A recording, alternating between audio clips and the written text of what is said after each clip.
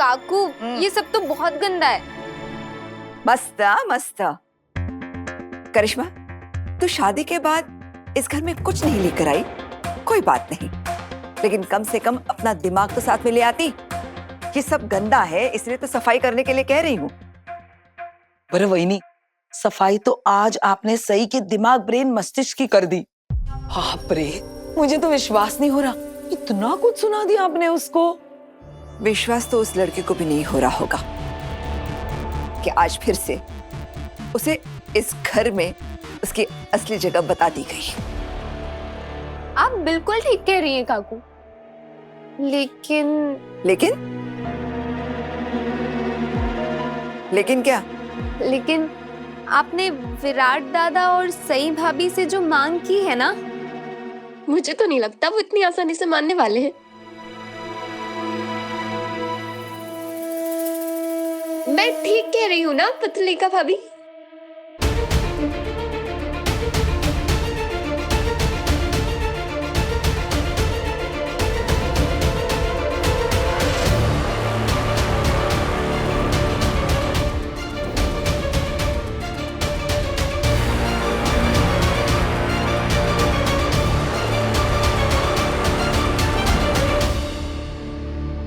पत्रले कहाँ? तुझे क्या हो गया? तू क्यों चुप खड़ी है? कहीं सही को कही हुई बातों का तुझे बुरा बैड खराब तो नहीं लग रहा? मैं तो बहुत खुश हूं कि बड़ी मम्मी ने सही को इतना सुनाया, लेकिन उसे विराट के कमरे में वापस शिफ्ट होने के लिए कहने की क्या जरूरत थी? और इतना ही काफी नहीं था जो उसे इस घर का वारिस भी मांग लिया। वो सही तो अंदर ही अंदर कितना खुश हो रही होगी। पत्र लेखा नहीं सुना ली मामी, मुझे बुरा क्यों लगेगा? वैसे भी बड़ी मामी जो करती है वो ठीक ही करती है, और वो लड़की इसी लायक है। और बड़ी मामी को उसके साथ वैसे ही बर्ताव करना चाहिए जैसे वो शुरू में किया करती थी। That is it. वैसे ही ना, जैसे काकू ने पिछले महाभोज में सई भाभी के साथ जो बर्ताव किया था, लेकिन इस गणेश विसर्जन पर तो बेचारी आई के साथ वैसा बर्ताव हो गया। सई भाभी की वजह से आई मसाले पीसती पीसती खुद पीस गई थी। करिश्मा, हर बार उस बारे में बात करना इम्पोर्टेंट, आवश्यक, जरूरी है? लेकिन जिस बात को याद करके सुकून मिलता है, बात याद कर लेनी चाहिए। कुछ बोला तूने? कुछ नहीं आई, मैं तो बस यही कह रही थी कि बहुत बुरा हुआ आपके साथ। वो ना। सोनाली, बीती बातें भूल जा। मैं तुझसे वादा करती हूँ कि आइंदा इस घर में तेरे साथ वैसा कभी नहीं होगा। खरच? लेकिन बड़ी मामी, मुझे एक बात समझ नहीं आई, आपने सई और विराट को एक कमरे में जाने के लिए मजबूर क्यों किया? सई उसके कमरे में रहे या फिर विराट के कमरे में, उससे क्या फर्क पड़ता है? और आपने तो उनसे बच्चों की डिमांड भी की है। फर्क पड़ता है पत्रलेखा। सही को लगता है कि वो इस घर की अनोखी बहू है। उसे लगता है कि वो घर के किसी भी सदस्य का इस्तेमाल कर सकती है और कोई उसे कुछ नहीं कहेगा। लेकिन मैं उसका ये वहम तोड़ कर रहूंगी। और ये जो विराट और सई के बीच अजीबोगरीब प्रॉब्लम्स चल रहे हैं ना, देखना बच्चा होने के बाद सब कुछ अपने आप ठीक हो जाएगा। बच्चा तो मुझे और निनाद को भी हुआ, वो भी शादी के बाद पहले ही साल में।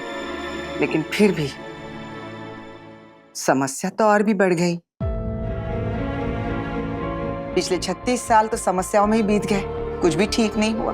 वो तो अब मेरे बेटे और बहू ने मिलकर हम दोनों के बीच की दूरियां मिटा दी। अश्विनी बेनी, आपका काला कोट किधर है? क्या काला कोट? वो आप सही की वकील, लॉयर, एडवोकेट है ना, तो काला कोट तो होना चाहिए, हो ना बेनी? बरोबर बोली सोनाली। तू हमेशा सही की वकील की तरह बात क्यों करती है? कभी तो इस घर की सदस्य बनकर बात कर। मैंने तेरी बहू को 2 बोल क्या बोल दिए, तू तो ऐसे तिल मिला गई जैसे मैंने तेरी सांसें छीन ली हो। अरे नहीं नहीं बहनी, आपने मेरे साथ ऐसा कुछ भी नहीं किया है।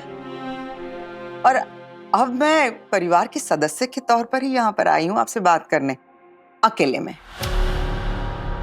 ओ, तो आप वहिनी से अकेले में बात टॉक वार्तालाप करना चाहती हैं और वहिनी का फेवरेट हलवा भी लाई है। साफ साफ क्यों नहीं बोल देती आप सही की सिफारिश करने आई है ना? सोनाली, तुम्हें तो हमेशा मेरी हर बात या तो सिफारिश लगती है या फिर चुगली। और बेसन का हलवा तो सबके लिए बनाया है। अब मुझे क्या पता था यहाँ पे पंचायत चल रही है, मैं सबके लिए लेकर आती। तुझे मुझसे अकेले में बात क्यों करनी है? वही नहीं, इस घर की मुखिया के नाते नहीं, परिवार के एक सदस्य के नाते, अगर आपकी इजाजत हो तो। सोनाली, करिश्मा, पत्रलेखा, हमें थोड़ी देर के लिए अकेला छोड़ दो। करिश्मा सुन, मोहित को लेकर मेरे रूम कमरे कक्ष में आ जा। मुझे तुम दोनों से बहुत जरूरी बात करनी है। जी आई।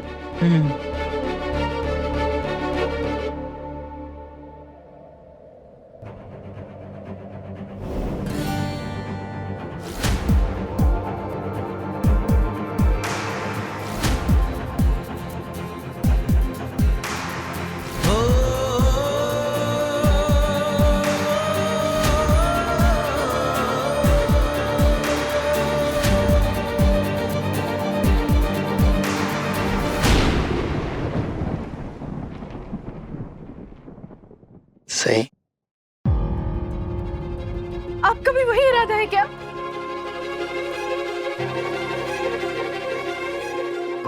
तुम्हारा दिमाग तो खराब नहीं है सही? तुम ऐसा सोच भी कैसे सकती हो? सही, तुम परेशान हो इसलिए तुम्हें कंफर्टेबल फील करवाने की कोशिश कर रहा हूं। प्लीज मुझे मत छूइए, मैं नहीं चाहती आप मुझे छूए विराट सर, प्लीज।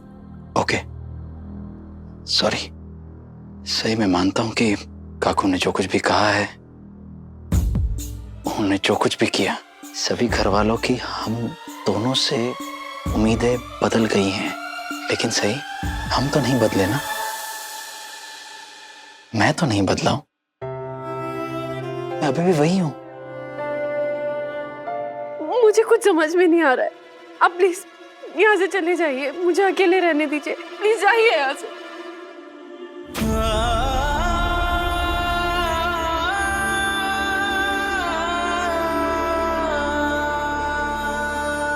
आपने मेरा हाथ क्यों पकड़ा है फरहाद सर? क्योंकि मैं जानता हूं अभी मेरी दोस्त बहुत परेशान है।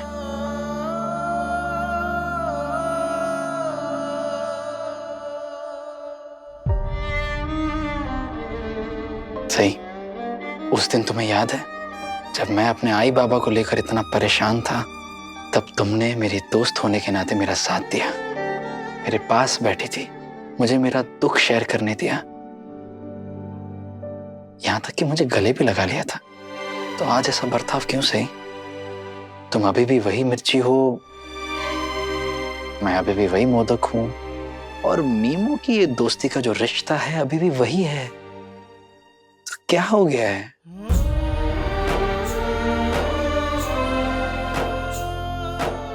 लेकिन सबका नजरिया तो बदल गया है ना।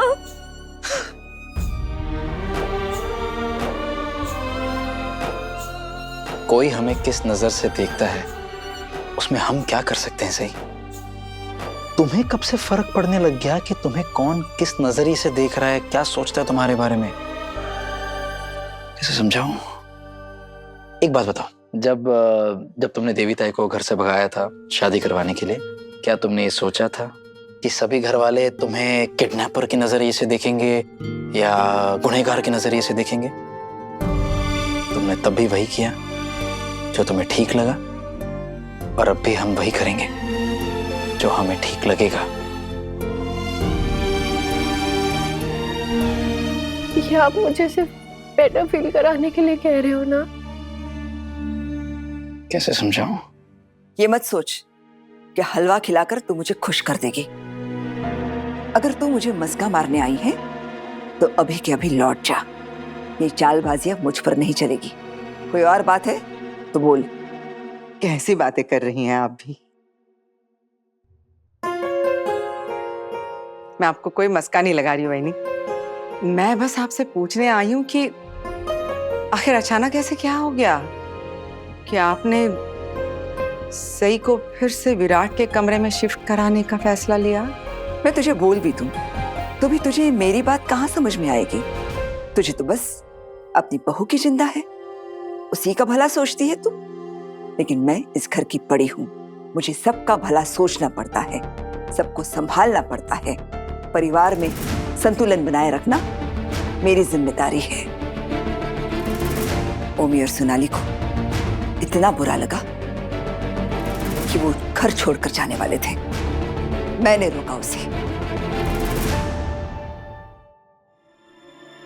अगर मैं उस सई को इतनी अहमियत देने लगी, उसकी हर उल्टी सीधी बात मानने लगी, तो फिर घर की बाकी बहुएं बगावत पर उतर आएगी।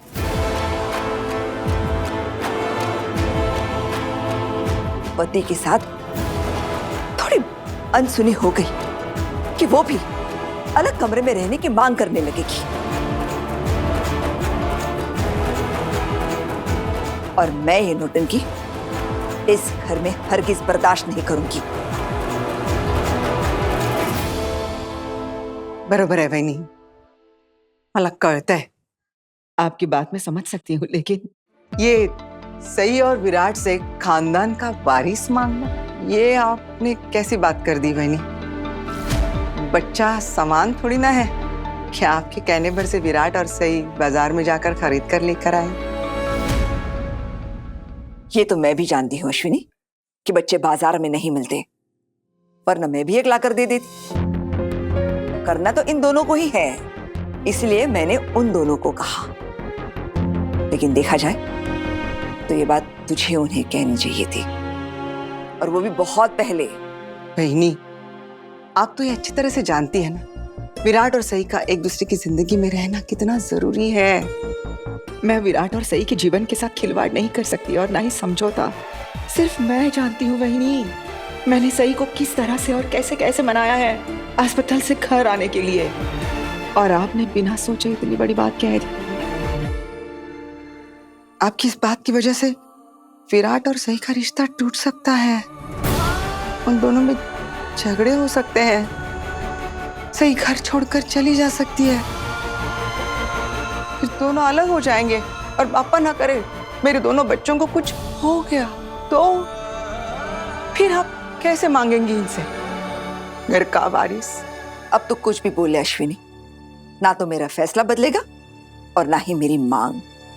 और मैं दावे के साथ कहती हूँ, जब इनका बच्चा हो जाएगा ना, तो ये अपने आप पति पत्नी की तरह रहना शुरू कर देंगे, अपने रिश्ते अच्छे से निभाएंगे। देख अश्विनी, मैं भी वही चाहती हूँ जो तू चाहती है। फर्क हमारे तरीकों में है, हम दोनों ने अलग अलग राह चुनी है, लेकिन मंजिल हम दोनों की एक ही है। अतः तू समझना, कितनी अजीब जोड़ी है इन दोनों की। इन्हें एक दूसरे का साथ चाहिए, लेकिन इन्हें एक साथ नहीं रहना है। ये लोगों के बीच दोस्त बनकर एक दूसरे के गले लग सकते हैं, लेकिन पति पत्नी बनकर एक नहीं हो सकते। आणि तूच सांग, ये सही के घर छोड़ के जाने की धमकी से हम कब तक घबराते रहेंगे? क्या विराट ने सही के लिए कुछ नहीं किया? तो फिर सही का भी अपने पति के प्रति कोई फर्ज नहीं बनता? या फिर हम ये मान लें कि वो सही इस घर में बस कुछ दिनों के लिए ही इस घर में बहू बनकर आई है और अपनी पढ़ाई लिखाई खत्म करेगी और विराट को हमेशा हमेशा के लिए छोड़कर चली जाएगी? अगर ऐसा है तो हम सही को बहू के जगह पेइंग गेस्ट क्यों नहीं मानते? डॉक्टर की पढ़ाई के लिए कम से कम 5-6 साल तो लगते होंगे ना? तो क्या तब तक शादीशुदा होने के बावजूद विराट एक कुंवारे आदमी की तरह जिंदगी गुजारेगा और तुझे इस बात से कोई एतराज नहीं है? कैसी आई है तू? और अगर सही अपनी पढ़ाई लिखाई खत्म करके विराट को हमेशा के लिए छोड़कर चली जाएगी, फिर उसके लिए हम एक नई लड़की ढूंढेंगे, फिर उसकी असली शादी करवाएंगे। लेकिन उस उम्र में उसे उसे शादी कौन करेगा?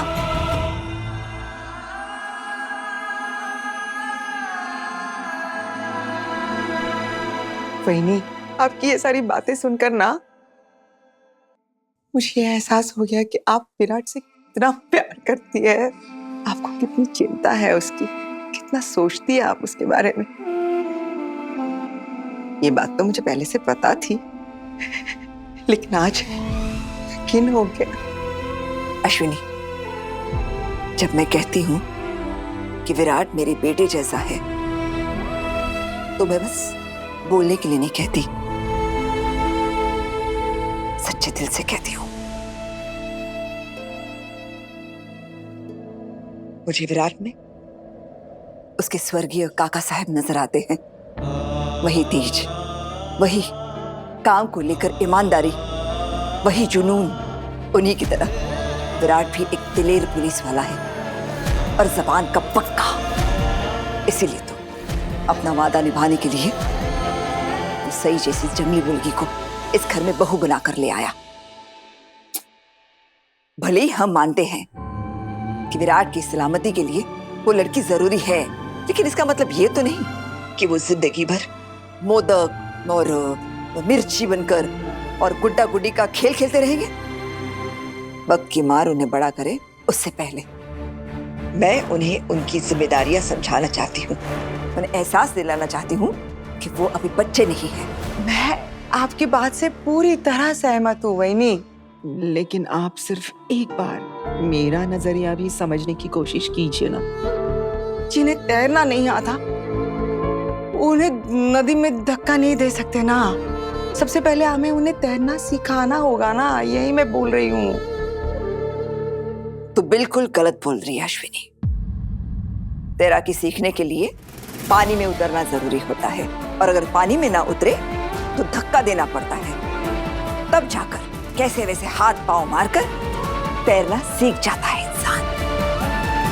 मैंने तेरे मांगने पर तुझे मोहलत और सहूलियत दोनों दी। अब एक बात दिमाग में बिठा ले, सूरज पश्चिम में उग सकता है, लेकिन भवानी नागेश चौहान का फैसला कभी नहीं बदल सकता। तेरी उस जंगली बहू के लिए भी नहीं। ठीक है। अच्छा, तुम्हें याद है जब कमल सर ने अपने आखिरी वक्त में मुझसे ये वादा लिया था कि मुझे तुम्हारा ख्याल रखना है, और उषा मौसी और सारे गांव वालों ने मिलकर मुझसे ये कहा था कि अगर मुझे ये वादा निभाना है, तुम्हारा ख्याल रखना है, तो मुझे तुमसे शादी करनी होगी। तब हमारी क्या हालत हुई थी? ऐसी कुछ? क्या हम तैयार थे तभी उस शादी के लिए? नहीं, मेरा तो मन कर रहा था कि मैं गांव से ही भाग जाऊं ताकि इस गब्बर से शादी ना करनी पड़े। मेरा मतलब तब, मैं तब के हिसाब से बोल रही हूँ। तब आपकी इमेज थोड़ी गब्बर टाइप थी ना। अब तो आप कितने चिल हो गए हो। मेरी दोस्ती का असर है। अच्छा, देखा, तुम मुझे अपना दोस्त समझकर मुझसे मेरी ही शिकायत कर रही हो। और कमाल की बात यह है कि मुझे सब समझ भी आ रहा है। कभी सोचा है क्यों? क्योंकि सही मैं भी इन सिचुएशन से गुजर चुका हूं ना, तुम्हारे साथ। तब भी और आज भी। आज भी तो हम एक सिचुएशन में ही है ना। अगर मैं उस वक्त की बात करूं तो हमारी जिंदगी में कितना कुछ चल रहा था सही, फिर भी हम उस सिचुएशन में से निकल आए क्योंकि हम साथ में थे। हमने हमारी शादी वाली सिचुएशन को एक डील का नाम दिया और आगे बढ़े। सही मैं मानता हूं कि उस वक्त मैं ये सोचता था कि मैं जबरदस्ती क्यों इस शादी के बंधन में बंध रहा हूं, और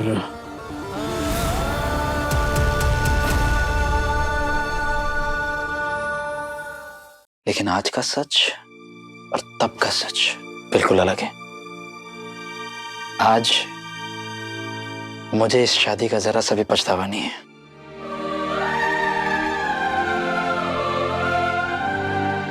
सच Virat sir?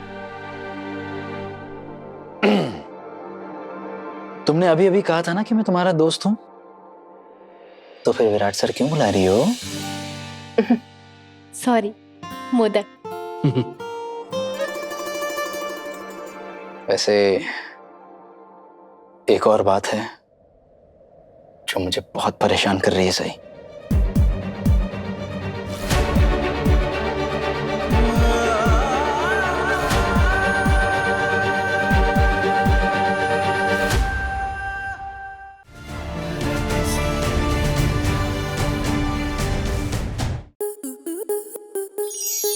To enjoy more such amazing videos, subscribe to our YouTube channel.